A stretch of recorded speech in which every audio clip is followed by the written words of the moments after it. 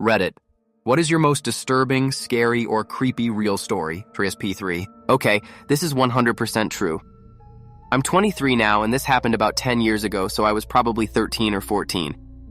Anyway, I used to skateboard all the time with my friends Tim and Brandon.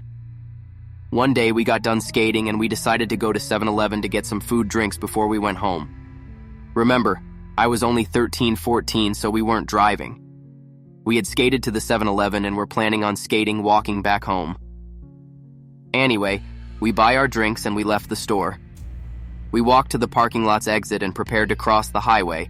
It's not a bust highway since it's a small town.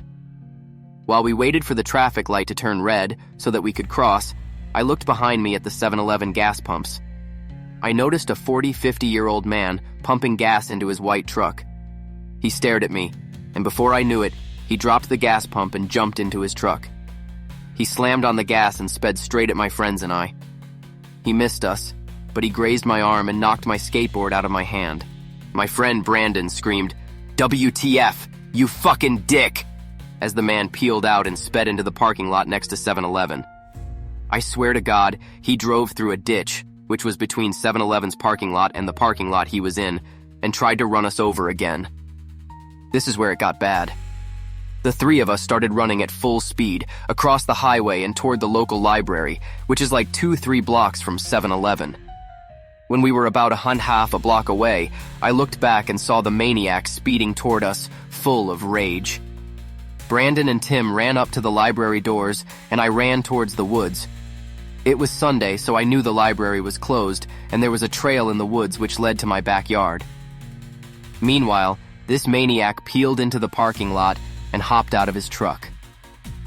I looked behind me before escaping into the woods and saw him grab either a shotgun or a crowbar.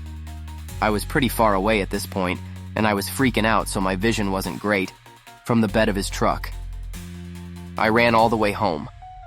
When I got to my street, my neighbor, Tim's dad, told me to get in his car because we had to go to the video store, which is where Tim's mom worked. When I got there, I found Tim and Brandon.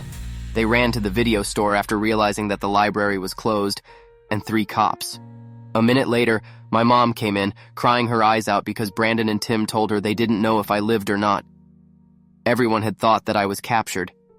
Tim told me that he saw the guy running after me into the woods, which is scary because I thought the maniac was chasing them, not me.